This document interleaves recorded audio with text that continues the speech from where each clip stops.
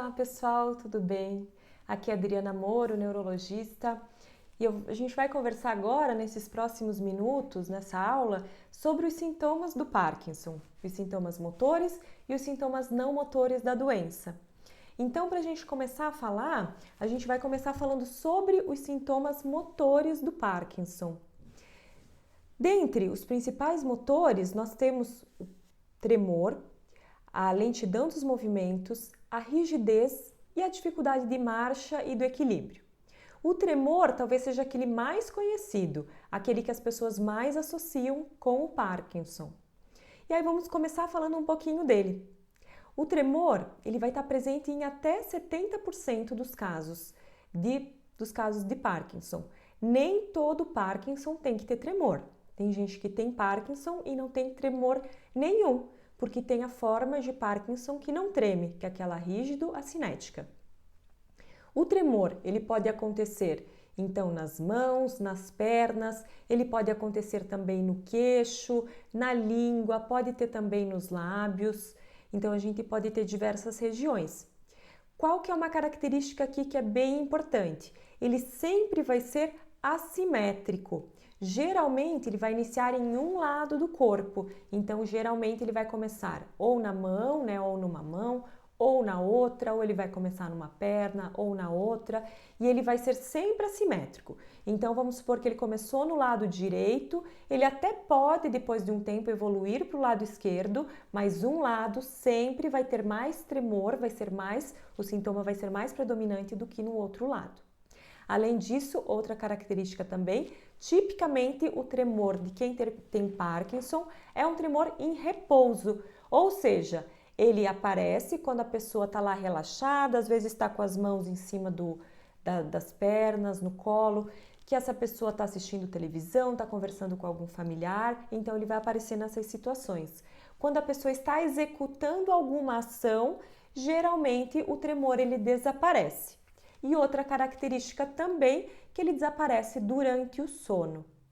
Lembrando que, além de aparecer no repouso, é comum também ele aumentar em situações de estresse. Então, quando a pessoa está preocupada, que ela fica nervosa, ela fica estressada, quando a gente pede para a pessoa fazer alguma tarefa que exija concentração, é normal que esse tremor ele aumente. Então, isso a gente já percebe também.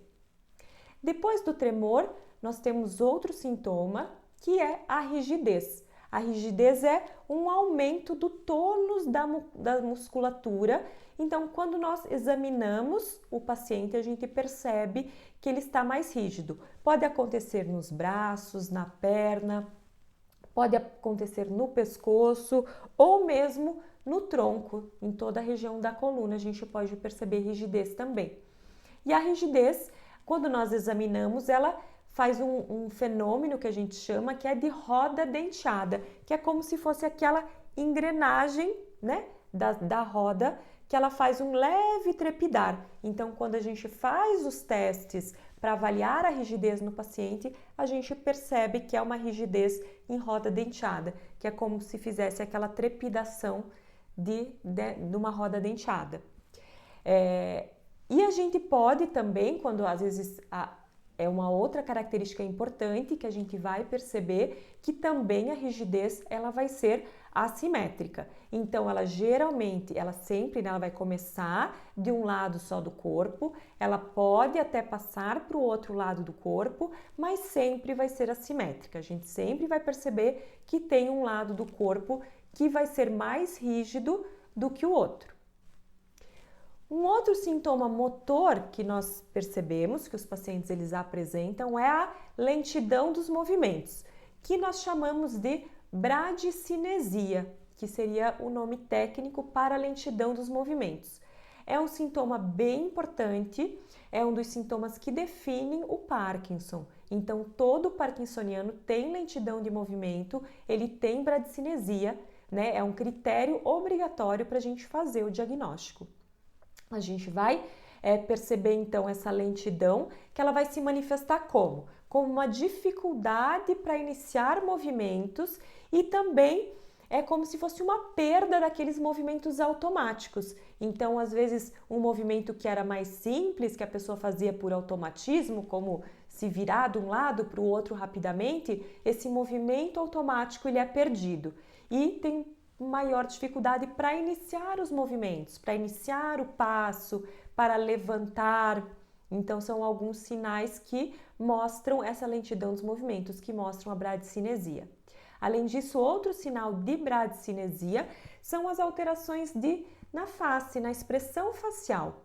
A pessoa que tem Parkinson, ela tem a expressão facial reduzida, que a gente chama que tem menos mímica. Nós chamamos de hipomimia facial, né? Ou face em máscara, também pode ser chamado. Então, é como se tivesse uma diminuição da expressão facial, algumas vezes até diminuição do piscamento, né? De quanto do piscar, a pessoa ela pisca menos do que o normal. Isso é outro sinal da bradicinesia, da lentidão dos movimentos. A gente pode perceber também uma perda da gesticulação, né? O gesticular espontâneo também pode diminuir. O paciente ele tem uma tendência a ficar mais parado, a ficar mais imóvel, né? Uma tendência a ficar sentado do que se movimentar com mais agilidade. Então, ao caminhar, essa bradicinesia, a lentidão dos movimentos, ela pode ser percebida como um caminhar mais lento, como um passo mais lento, para se virar, né, para virar de um lado para o outro, a virada mais lenta também, que a gente chama também que é uma virada em bloco, também pode acontecer. Então, a gente pode perceber, são todos sinais que a gente vai perceber a bradicinesia. Outros sinais de bradicinesia também, né, de lentidão dos movimentos. A micrografia, que é a alteração da letra. A letra ela fica pequena, ela fica pequenininha. Isso às vezes pode ser um dos primeiros sinais do Parkinson, pode ser uma das primeiras coisas que a pessoa pode perceber que a sua letra mudou e que a sua letra ficou pequena. Algumas vezes, quando a gente pede para o paciente até escrever, né, escreva uma frase por várias vezes. No começo, a letra ela pode até ser normal, mas depois, conforme o paciente ele vai cansando, vai tendo essa fatigabilidade, a letra ela vai ficando menor. Então, às vezes vai escrever uma frase longa, o começo da frase está normal e depois a letra vai diminuindo. Isso é micrografia. Antigamente, quando a gente costumava usar talão de cheque, era comum a gente ver que uma queixa que o paciente então ele trazia, ele falava assim, olha, eu emiti o meu cheque e voltou, porque o banco não aceitou a minha assinatura. Por quê? Porque a assinatura mudou, ficou menor, ficou diferente, às vezes ficou com mais garrancho. Então era uma queixa que a gente costumava ver com alguma frequência na época que a gente usava talão de cheque. Mas a gente vê ainda, né, a micrografia, essa alteração da letra se expressando de outras formas, né, em outras ações do cotidiano, do dia a dia. Outros sinais dessa lentidão dos movimentos, alteração também da voz e da deglutição. Então a voz ela pode ficar mais baixa, né, a gente chama isso de hipofonia, uma voz mais baixa, e também acontecer dificuldades para engolir. Quando a pessoa vai engolir, ela pode ter engasgo mesmo com líquidos ou com sólidos, com alimentos mais duros. Isso a gente chama de disfagia, que é essa dificuldade para engolir. Por consequência da disfagia, dessa dificuldade para engolir, pode-se acumular saliva na boca. E aí fica aquela salivação excessiva que por vezes até pode acontecer de escorrer um pouquinho pelo canto da boca. Não é porque o parkinsoniano ele produz saliva a mais. A produção da saliva é normal, é igual como era antes. Mas ele tem dificuldade para engolir a saliva pela lentidão da musculatura que é responsável pela deglutição. Essa musculatura fica mais lenta, então a saliva ela fica acumulada na boca. Algumas vezes esse sintoma de lentidão de movimento da bradicinesia, ele é percebido pelo paciente como fraqueza. Então, não é infrequente a gente receber os pacientes no consultório com uma queixa de estarem fracos, uma sensação de estar com a perna fraca, de não conseguir caminhar porque sente fraqueza na perna, quando na verdade é essa bradicinesia, que é a lentidão dos movimentos. Outro sintoma que a gente percebe também, que é um sintoma motor, que também pode acontecer, é em relação à postura. Então, a rigidez que o parkinsoniano tem, ela pode provocar uma postura que ela é característica, que é uma ligeira flexão do tronco, a cabeça, né, e o pescoço e o tronco inclinado para frente. Pode ter um pouquinho de flexão mesmo dos braços, um pouquinho de flexão das pernas. Mas caracteristicamente essa flexão, né, o tronco que ele fica mais curvado, fazendo o que a gente chama de uma cifose, né? Essa curvatura do tronco e às vezes da região cervical. Outro sintoma motor que também pode acontecer é a instabilidade postural, que é a dificuldade de equilíbrio. Então, a pessoa que tem Parkinson pode sentir essa dificuldade de equilíbrio, algumas vezes pode ter até algumas quedas, mas pode perceber, então, no dia a dia, essa dificuldade, né, às vezes, de desequilibrar. Como que a gente avalia isso? É importante a gente avaliar a instabilidade postural, essa dificuldade de equilíbrio, justamente pelo risco de quedas, né, que acaba sendo um problema muito grande. A gente, nos exame clínico, nos testes clínicos, a gente faz o teste do puxão. Então, a gente avalia quando o paciente ele fica parado, né, fica em pé, com os pés alinhados com os ombros, e a gente dá um puxão forte e rápido para trás.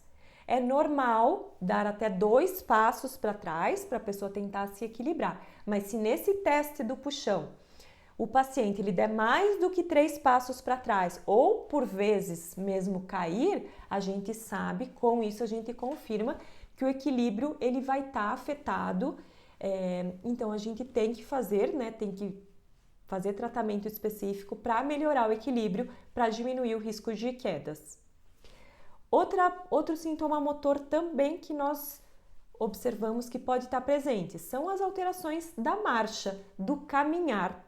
Então, como eu falei, pela lentidão dos movimentos, a marcha ela pode estar lentificada, os passos eles podem ficar mais curtos. Quando a pessoa ela vai virar para se virar de um lado para o outro, essa virada também ela pode ser mais lenta e algumas vezes em bloco. Então essa virada não é tão automática como costumava ser anteriormente. E a gente tem algumas alterações da marcha que são bem características do Parkinson e elas podem ser muito incômodas quando o paciente apresenta elas, que é o que a gente chama de congelamento da marcha ou freezing of gait, né? Freezing da marcha, que significa congelamento da marcha. Como que é isso? Parece que o parkinsoniano ele relata que parece que os pés eles ficam grudados no chão. Então ele vai tentar caminhar, mas parece que o pé cola no chão. E de repente, subitamente, os pés descolam e ele consegue voltar a caminhar normalmente. Então, geralmente, quando que a gente percebe esse congelamento da marcha? Quando o parkinsoniano ele vai começar a andar. Então, vamos dizer que ele está sentado, ele vai começar a caminhar, o pé parece que fica colado no chão, né? É como se ele tivesse uma hesitação para começar a caminhar. Ou às vezes para se virar de um lado para o outro, algumas vezes para passar em lugares que sejam mais estreitos, também pode dar o freezing de marcha, ou se estiver às vezes em algum local que tiver bastante gente, que fique ansioso, que fique nervoso, também pode dar o congelamento de marcha. Então isso pode acontecer. E também outra característica que a gente pode ter, outro tipo de alteração de marcha, que é a marcha que a gente chama de festinante. Então o paciente ele está andando e é como se o passo acelerasse, que ele andasse mais rápido, né? Mais e mais rápido, ele dá uma acelerada E é como se o tronco ele fosse mais rápido do que o pé. Então, os pés, como se os pés não conseguissem acompanhar o tronco. Então, às vezes ele pode ficar até pendido, né? Pode até pender para frente, inclinar, e isso também pode ter um risco de quedas. Então, a gente sempre tem que observar para ficar de olho, para poder intervir, né? De alguma forma, para a gente poder tratar. Por quê? Porque a gente tendo um risco de quedas, a gente sabe que isso pode ter, né, porventura acontecer alguma fratura, então é o que a gente quer, a gente não quer que aconteça, a gente quer evitar. Então, todas essas, a gente não vai entrar aqui na parte de tratamento, né, mas todos esses sintomas que eu falei, eles são passíveis de tratamento, seja tratamento medicamentoso ou reabilitação, que vocês vão ver nas outras aulas a seguir. E agora a gente vai entrar em outro ponto importante da aula, então nessa segunda parte da aula, que são os sintomas não motores do Parkinson.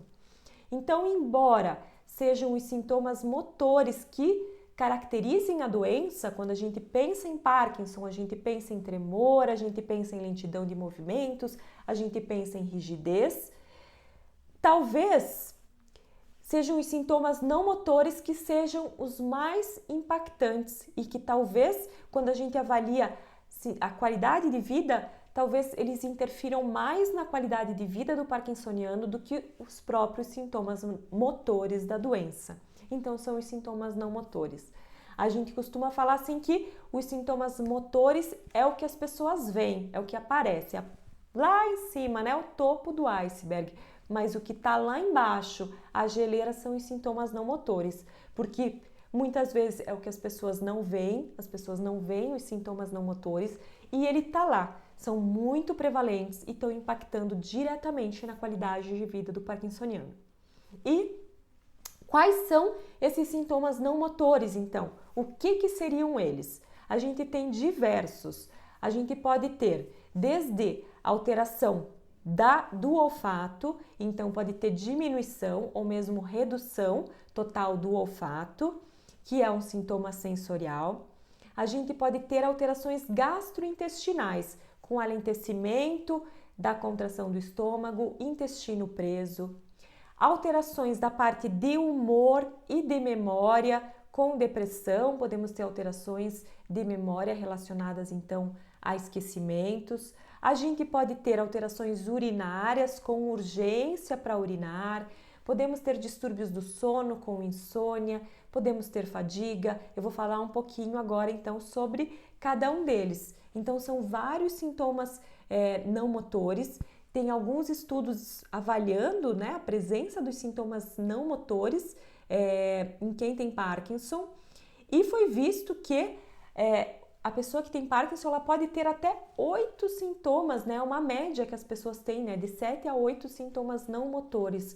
Tamanha é a sua prevalência. Então, é muito importante a gente falar aqui sobre os sintomas não motores para a gente mostrar, conscientizar o quanto isso é importante e o quanto isso pode impactar na qualidade de vida. Então, tá aí a importância da gente reconhecer os sintomas para poder tratar adequadamente. E com isso, a gente melhorar bem-estar, disposição e melhorar a qualidade de vida.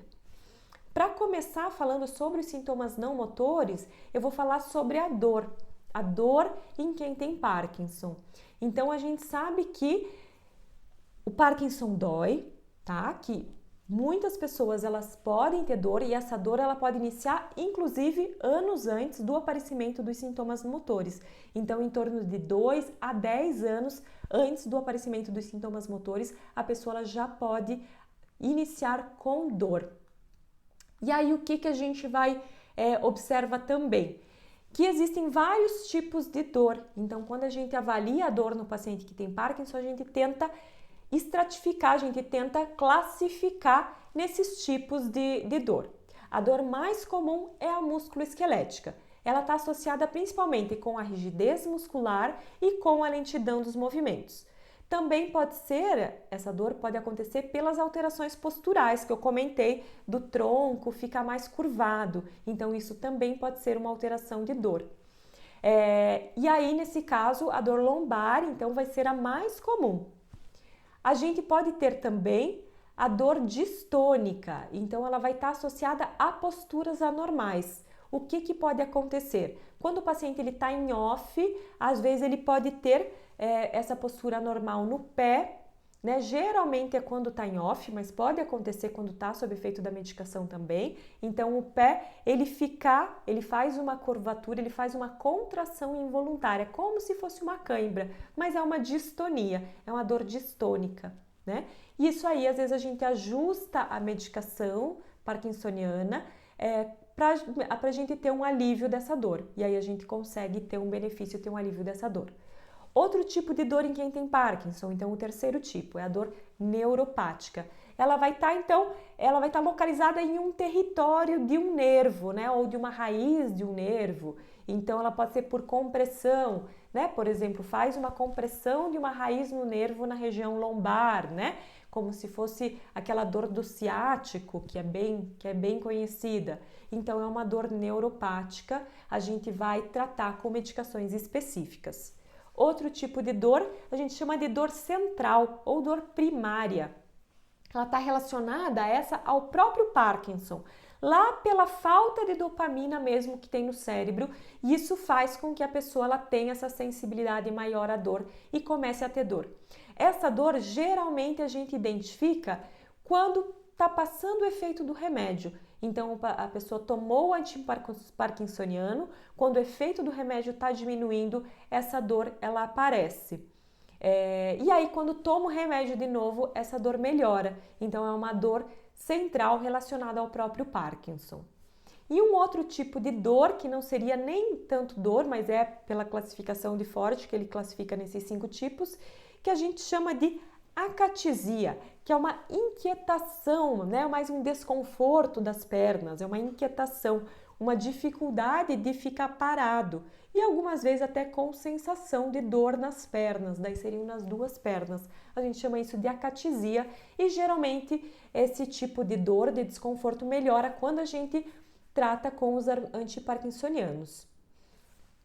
E aí o que a gente vai fazer? Como que a gente vai observar para tentar classificar? Como que essa dor se apresenta? Para a gente tentar ver qual tipo de dor que o parkinsoniano apresenta.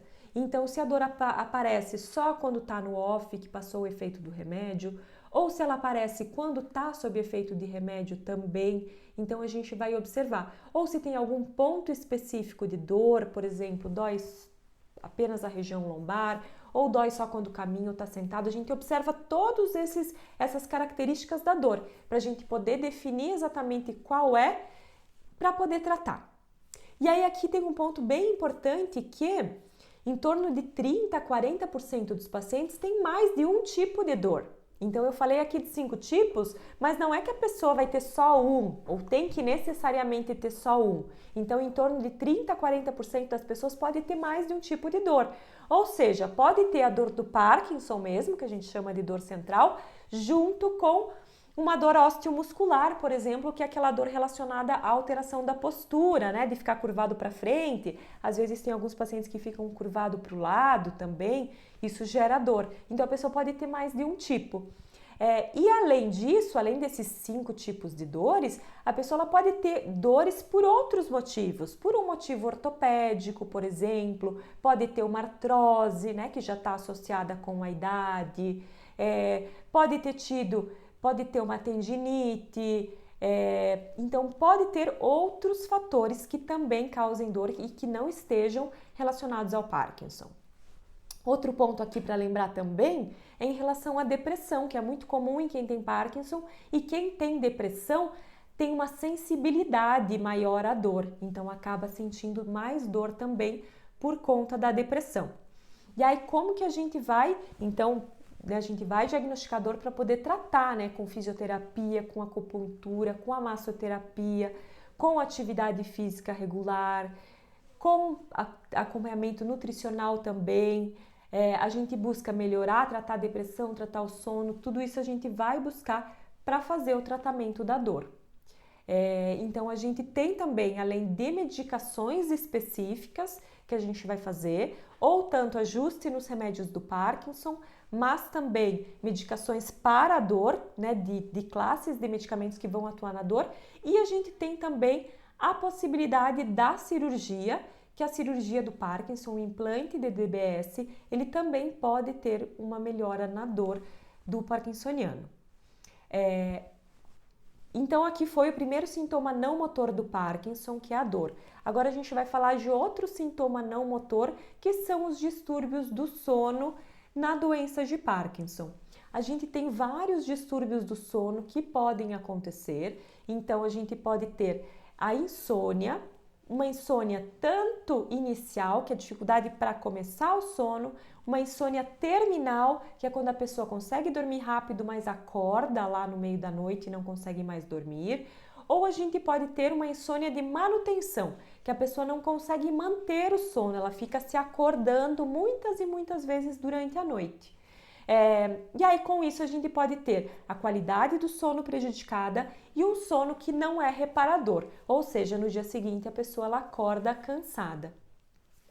O que pode, além disso, também estar relacionado ao sono? O distúrbio comportamental do sono REM. É um distúrbio do sono bem característico em quem tem Parkinson, que a pessoa ela fala enquanto está dormindo, ela gesticula, é como se ela estivesse atuando o que ela está sonhando.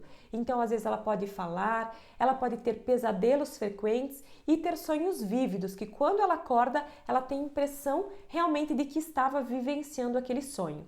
Isso é um distúrbio do sono que é bem característico do Parkinson. Além disso, durante a noite a gente pode ter outros sintomas do próprio Parkinson que podem afetar o sono.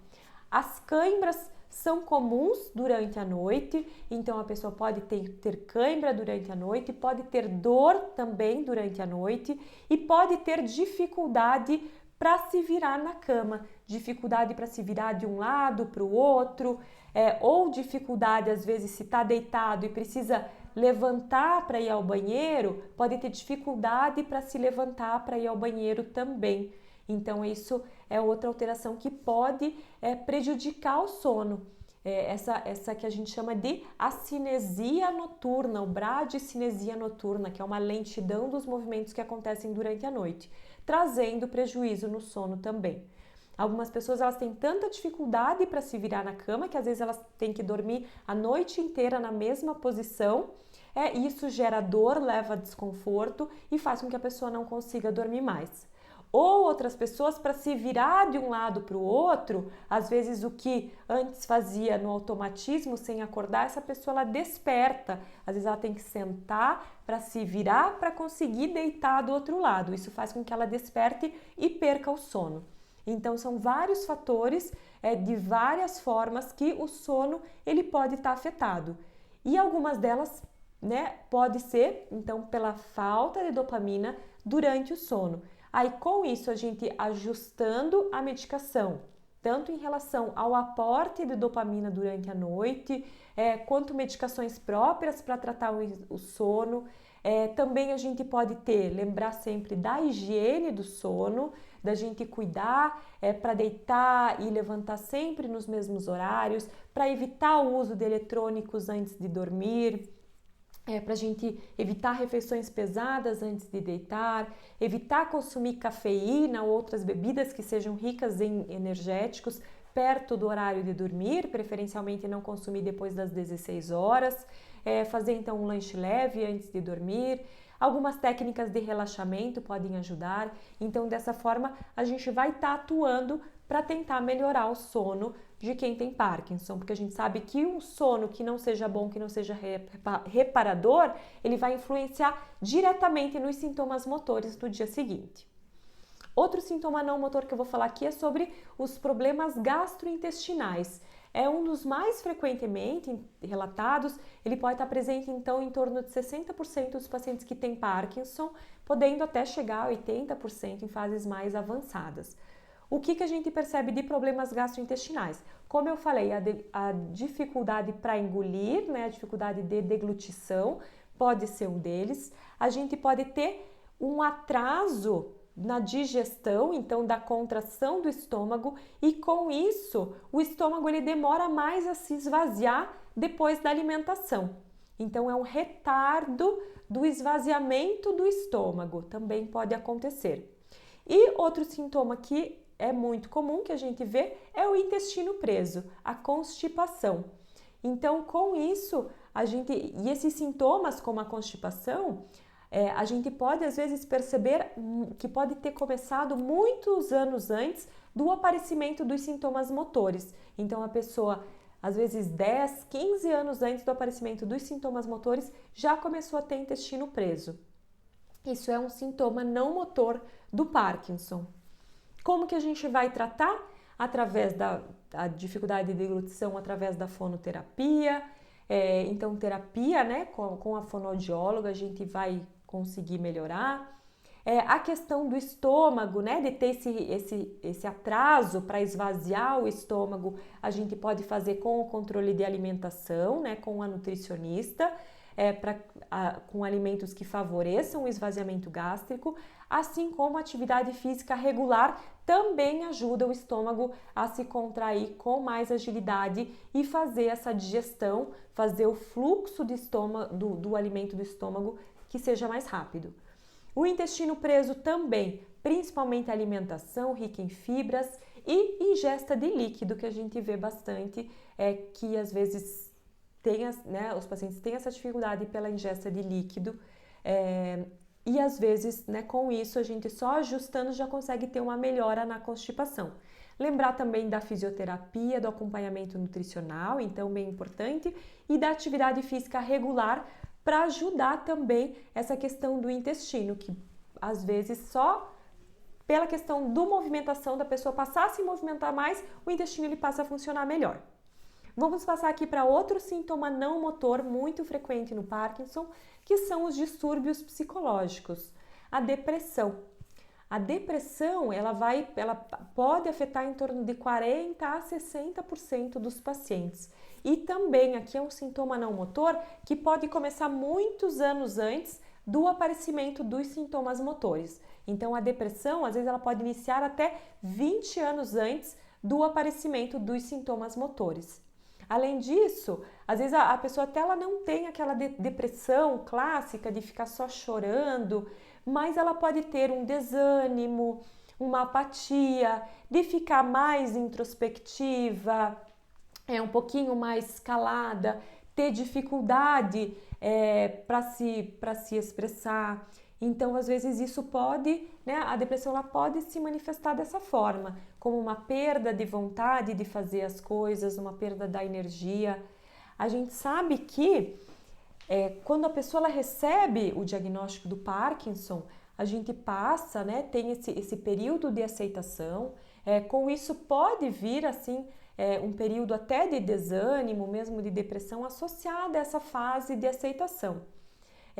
Mas alguns pacientes até, eles relatam, olha, Adriana, eu não tive problema para aceitar a doença, eu não tenho do que me queixar, eu não tenho do que reclamar, eu não tenho, assim, né, eu tenho filhos com saúde, tenho um casamento que seja bom, tenho trabalho, não tenho um motivo para ter depressão, mas por que eu me sinto triste? Então, não precisa necessariamente ter um motivo. Né? A depressão não vem porque você quer ou por uma causa específica. Ela pode vir, né? E geralmente ela vem pela falta dos neurotransmissores que acontecem lá no cérebro. Então é uma causa química. Falta neurotransmissor. Os neurônios eles deixam de produzir a dopamina, mas também deixam de produzir outros neurotransmissores que estão envolvidos na nossa sensação de bem-estar. Então, com isso, a depressão ela vem por um fator químico lá do cérebro, mas não é por vontade própria, não é por uma causa específica. Aqui, ter o apoio da família é fundamental, ter o apoio de amigos, de grupos de apoio, de associações, às vezes grupos de igreja. Ter o acompanhamento psicológico também é importante, e aqui a gente sabe que a atividade física regular também é importante, que também vai ajudar a melhorar os sintomas depressivos. Outro sintoma não motor aqui são as alterações cognitivas, né? Quando a gente fala em cognição, a gente pensa diretamente em memória, mas aqui também entram as funções executivas, que é de executar tarefas. Então, às vezes, quem tem Parkinson pode ter pequenas dificuldades nessa função executiva para fazer algumas tarefas que antes eram fáceis do dia a dia, que eram corriqueiras e às vezes pode ficar um pouquinho mais difícil para realizar. Além disso, algumas queixas de memória também podem acontecer para fatos, principalmente para fatos recentes. A memória tardia ela geralmente fica inalterada. E aí, muitos pacientes perguntam, né, em relação à demência, quadros de esquecimentos, pode acontecer numa fase mais avançada da doença, mas não necessariamente, nem todos os pacientes eles vão chegar, né, precisam chegar em fases mais avançadas de perda de memória. E o que a gente procura? Realmente é prevenir, né, prevenir que não tenha essa perda de memória.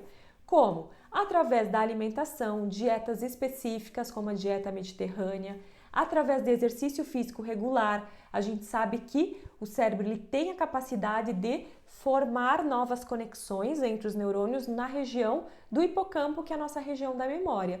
Então é bem importante o exercício físico regular com cuidados na alimentação para a gente prevenir essa perda de memória. Então, além disso, tem alguns medicamentos que podem ser utilizados ou algumas suplementações. Aqui para a gente ir, já estamos encaminhando para o final da aula, falar um pouquinho sobre as questões de alterações urinárias, que a gente pode ter a bexiga neurogênica, que pode acontecer como uma urgência urinária. Então, assim que a bexiga de quem tem Parkinson, do parkinsoniano, ela pode fazer contrações que seriam até involuntárias, frente a pequenas quantidades de urina que cheguem na bexiga. E aí isso faz com que dê aquela vontade rápida de ir ao banheiro, que a pessoa ela tem que ir com agilidade até para não perder um pouquinho de urina na roupa. Isso a gente chama então de urgência urinária, que pode ser por conta de bexiga neurogênica do próprio Parkinson. Outra alteração que a gente pode apresentar, que pode perceber também, são alterações na pressão arterial, né, que a gente chama de hipotensão postural. Que o que é? Quando a pessoa ela se levanta, está sentada e vai levantar, ou está deitada e se levanta, acontece uma queda de pressão. A pressão ela baixa e demora um pouquinho mais para voltar ao normal. Isso também pode ser relacionado ao Parkinson e pode estar relacionado também ao próprio uso do medicamento. Então, a gente tem algumas medidas específicas que a gente vai adotar, como sempre, tá bem hidratado, com bastante ingesta de líquidos durante o dia, isso evita essas oscilações bruscas na pressão. Além disso, o uso de meia elástica compressiva também pode ajudar. Algumas vezes inclinar um pouquinho a cama, né, para o dormir, deixar a cama um pouquinho inclinada. E para casos que esses sintomas estão mais acentuados, também o uso de medicações específicas. Então, esses seriam os principais sintomas não motores que eu teria para falar nessa segunda parte da aula. E lembrar aqui, então, da importância da gente reconhecer todos esses sintomas não motores. Eu falo sempre que a gente tem que ter uma visão 360 graus do paciente que tem a doença de Parkinson. A gente tem que ter esse olhar integral para que em todas as consultas a gente aborde todos esses sintomas, né? Para que a gente busque, né, se esses sintomas estão presentes para poder tratar adequadamente e com isso a gente melhorar o bem-estar, melhorar a qualidade de vida do paciente e de toda a família que está envolvida. Então, para fechar, eu deixo aqui uma frase clássica do William Osler, que eu gosto muito, que fala que o bom médico, ele trata a doença, mas o grande médico, ele trata o paciente que tem a doença. Então, o nosso objetivo aqui é olhar o paciente de forma integral para tratá-lo como um todo. Se vocês tiverem alguma dúvida, eu fico à disposição, vocês podem me enviar. E eu espero que vocês tenham aproveitado e tenham gostado da aula. Um abraço a todos, obrigada mais uma vez pelo convite, foi um prazer a gente estar aqui juntos. Tchau, tchau!